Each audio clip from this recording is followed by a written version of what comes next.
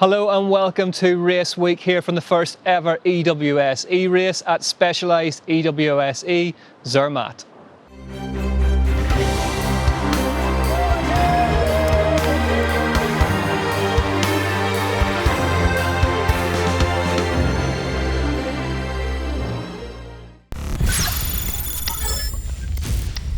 My name is Ric McLaughlin and I am going to be joined this week and hopefully for the rest of the season by our very own racer turned e-bike oracle, Mr. Ric Cunningham.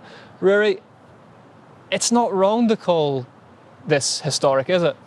Absolutely not, Ric. The first ever EWS-E race here in Zermatt. We have multiple world champions on the start line, the introduction of the power stage out on the course, the first timed uphill stage we've had as part of the EWS series. There's a lot to look forward to. Yeah, definitely. Now, e-bikes themselves are very new. Tell us about the spec of these bikes that we're going to see raced this week. Well, they're a pedal-assisted motor, Ric. They follow EU regulations, which mean they top out 25 kilometres an hour. But you're not going to get round this course on one battery charge, presumably, are you? Absolutely not. There's going to be 3 loops with a battery change between each loop.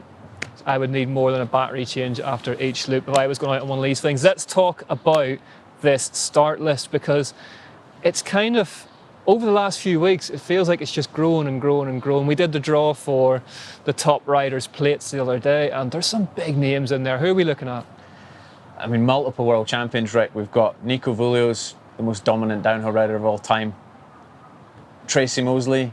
I mean, they've probably got 15 world titles between them, and they're all lining up on Friday. It's going to be amazing. And Tracy Moseley as well, worth pointing out, the first ever free-time EWS champ as well. There was sort of a bit of speculation that we might see her back at the EWS, but she clearly sees these e-bikes as something that she can be really competitive on, and someone that she is going to be very competitive with is her good friend and fellow Trek rider, Natalie Schneider. Could she be in with the running this weekend?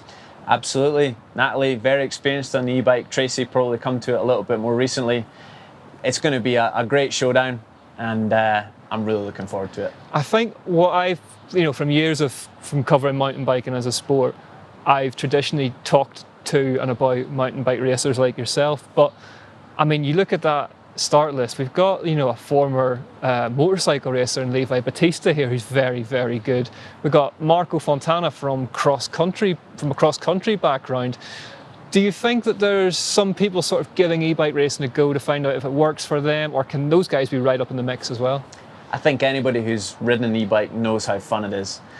Mix of courses here, including the power stage, the uphill stage. It's going to push riders to the limit. It's going to push bikes to the limit. Let me stop you there, because we should talk about the power stage, shouldn't we?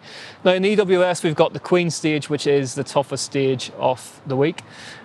EWS-E we've got the power stage, which is sort of unbelievably a climb.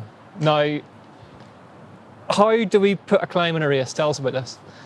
The power stage is a technical climbing stage. It's relatively short, it'll be around 2 to 3 minutes. And very technical, so it's not just going to be an all-out interval for riders, and it's not just going to be a physical battle. It's going to require a lot of skill to pick your way up it. E-bikes, it allows you to climb sections of trail that on a conventional bike you wouldn't be able to. So we're really planning on pushing the limits for this stage and seeing how it develops over the years. Well, there's potentially lots of time to both win and lose on that, because I'm a sucker for punishment. I decided that we should go out and try this together earlier on in the week, and here is how that went. So Ric, behind us is the first ever power stage of the EWS-E. Now, I'm guessing this isn't going to be a nice relaxing roll uphill, is it? Absolutely not, Ric. This is going to be tough. It's just under half a kilometre long, but we gained 75 metres within that half a kilometre. Very, very technical. It's going to really test the riders, and especially this late in the race, it's going to be physical. Okay then, I suppose in the interest of science we should find out how difficult this could be. Come on. Absolutely. Okay. So, You're wearing goggles, you mad dog. I'm wearing goggles, yeah. Mate, I'm going to be behind you. There's going to be stuff flying about. Right, you ready to go? I'm ready. Are you ready? I was born ready, mate, after you. You haven't got it in the easiest gear yet. So. He's off. It's a steep little punch off the start. Here we go, the first ever EWS-E power stage called Rio, and straight into it. You got these rocks, steps. I can hear Ric complaining behind already. A little step there. This is just going to be the absolute limit. Otherwise there's physical outgoing on this. Ah! Now this is where e-bikes are extremely tricky because you got to get started again. Ah!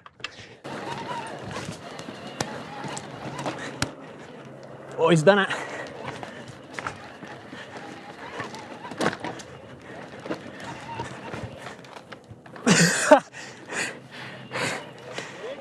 Right, that's me back on. No, it's me back off. F me. Ah, this is so tough. Ah. How have you got up there? We've come about 40 metres there. And I'm off and running. This is the toughest bit, but it's good to get it straight at the start. You reckon? When riders are freshest, yeah. Tell you one thing about e-bikes. When you get off them on a climb, it's so tough to get back on again. It is. And get going. It's only then do you really realise how much weight, how much more weight these bikes have. Rory, I'm not complaining that you stopped me here, but talk me through why you stopped me here. This is the most technical section of the power stage, Ric. We're only about 20 seconds from the start, so riders are going to be pretty fresh. But this is a really challenging section. We've got some big steps, there's a metal pipe up the middle of it for good measure, there's roots, the ground's loose. If you can clean this section and carry your momentum up to the rest of the stage, you're going to be in a really good position for the overall. If you make a mistake on one of these steps and stall and have to dab, the chances of you regaining that momentum in this short period of time, it's very difficult. If you mess up down here, you're pushing to that tree and you're going to lose a load of time.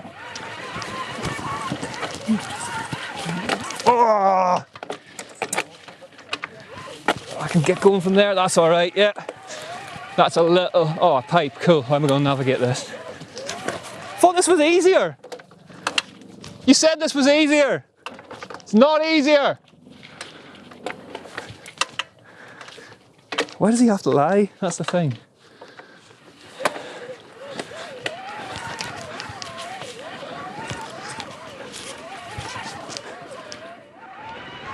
Right, I think that's the furthest I've actually ridden in one go. Oh no, saddle up. A chance to, oh no, it's not a chance to shine. It's just trying to keep weight on the back wheel, keep it hooked up. But doing this with a clock in your head. Ah! Oh, this, he's away there. Ah, let's have some kind of dignity. Ah. Oh, it's not easy, is it? That's horrible.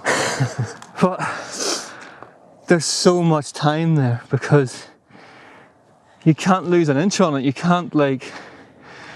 No. You ask me, that's the most crucial stage of the race, even though it's the shortest. There's so much time to be lost if you're not clean on that stage. You lose momentum once, you're gonna have to start from a standing start. Probably gonna be out of breath, gonna be tired. Getting that clean is key. Rather than me, mate. We need to talk though, it's not just about climbing, is it? Although we had good fun filming that little piece, the race is being broken down into 3 separate loops of 2 stages each, is that right? That's correct. There's 3 loops, 2 stages each, and a battery change between loops. There's going to be 40 minutes in the pits for riders to recharge, batteries to be changed, and to get back out on course. They would need a couple of hours to talk me out of the back of the van to get me back on the bike, to be honest, but this is pretty challenging, isn't it? And you and I have both been on separate e-bike rides where we've ran out of battery a million miles from home. How important is it going to be for riders to manage what power they're using and when? It's going to be crucial. If riders run out of battery, their race is over. The liaisons are going to be tight. It's going to require a lot of physical output from the riders, and we're going to introduce small penalties if they're late for the start. It's going to be full on from start to finish. That looked deceptively easy. Obviously it wasn't, and I kind of think by not washing your bike and bringing it here, you are mocking me a little bit with that towering victory, but let's not just take our words for it. It is very difficult. Let's see what the EWS-E pros made of it at Shakedown earlier in the week. Tracy, EWS-E, the first one ever. It feels like a bit of a historic weekend, this, doesn't it? Yeah, for sure. I mean, I think no one knows what to expect, but we're all kind of excited that it's happened. You know, this is certainly the first early days of where e-bike racing is going to go. It's another discipline of our ever-growing kind of sport, and it's cool to be kind of back to be part of that. I was here 2013 when the EWS began, so kind of felt like I should be part of this one too, I guess. I don't know why, but I wanted to be here and to give it a go and to try something new, so looking forward to it. Tell us about your bike then, what are you running? So I've got a Trek rail, so it's set up pretty much as standard as they come. I haven't done loads to it massively. I think this weekend's going to be really kind of key on tyres, puncturing. That's going to be an interesting one. The weight of the e-bike versus a normal bike is going to be an interesting one for me. Again, I've not done this kind of format of racing, so none of us have. So I think working out tyre pressures, inserts versus no inserts, obviously suspension, again, with that extra weight, not carrying a battery on your back, which is going to be a nice thing, because that was the event last week, had a big battery on, extra weight. So I think it's, lots of learning this weekend. I don't think any of us really know the perfect setup, and it's going to be, a learning weekend. Tracy, thanks very much. Look forward to seeing you out in stages. Thank you. Levi, Zermatt, big race. You looking forward to this one? Yeah, really looking for this one. It's the first one for EWS-E bike, and really happy about this new format, and we will see how it is. You have been one of the really early adapters of e-bike racing, really, but tell everybody about what you do before that. Yeah, before that I was riding motocross for a long time. Then I switched to e-bike, to mountain bike, Enduro, and I rode some EWS. And the good mix is e-bike for me, because it's quite at the middle between motocross and bicycle. There is no problem for me with the weight of the bike. I really love that. In fact, I prefer than the mountain bike, because I'm used to it. Levi, thank you very much for giving us your time today. Look forward to seeing you race this weekend. Yeah, thank you. Tiago, EWS-E race this weekend, the first one ever. Are you excited about it? Yeah, I'm really excited. It's first time EWS doing a e-bike series, so I'm really excited. I go race on 2 rounds, normal and e-bike, so let's go and see what's happening. Different loops, battery changes. It's a very different race, isn't it? Do you think it's going to be important to manage yourself throughout the day?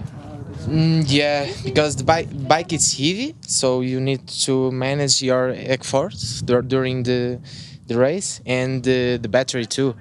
But for KTM, I think it's not a problem, because I have a big battery, so it's good for 1 lap, 2 laps.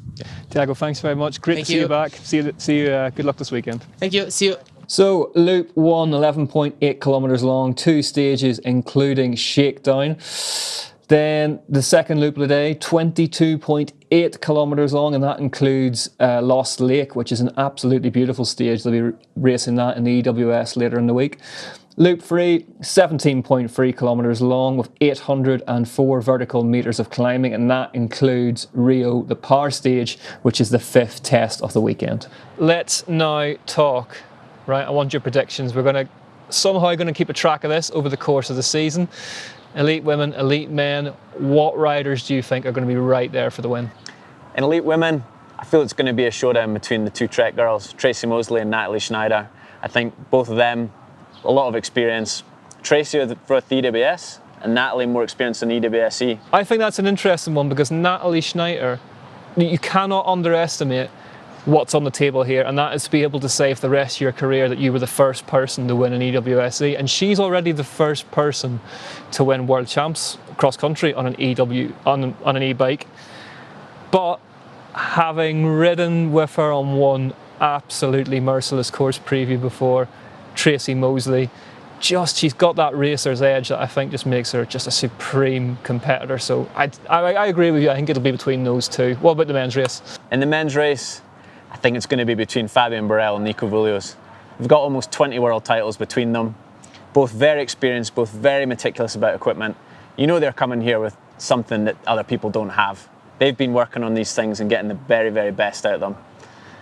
I think it's going to be an amazing showdown between them. We should point out, we did at the end of 2018 an e-bike test event in Finale Ligure just to see how this would work. And a lot of technology's come on a lot since then with the bikes. The way Fabian Burrell can ride an e-bike and just, I think it kind of benefits that vintage of downhiller who have ridden heavier, older downhill bikes and are used to that wheels on the ground, especially those two with the Sun chippy bikes back in the day. We also have here the Swiss Army knife, the terror of the breakfast buffet, Gusti Wildhaber. He's Nino Schurter's training partner. He's been riding e-bikes, those QB bikes, for a long time. He's won a lot already on them, and I wouldn't be surprised at home in Switzerland, he could be right up there with those two. Absolutely. We all know Gusti's an absolute animal. He's going to bring a lot of physicality that maybe the other two don't have. It's going to be really interesting to see how it plays out on course. And Levi Battista, Marco Fontana and Pombo. It promises to be an absolute cracker. Riri, thank you very much for your time. Don't forget you can watch our shakedown video as well as the race day highlights as soon as we can get them out to you right here on EMBN.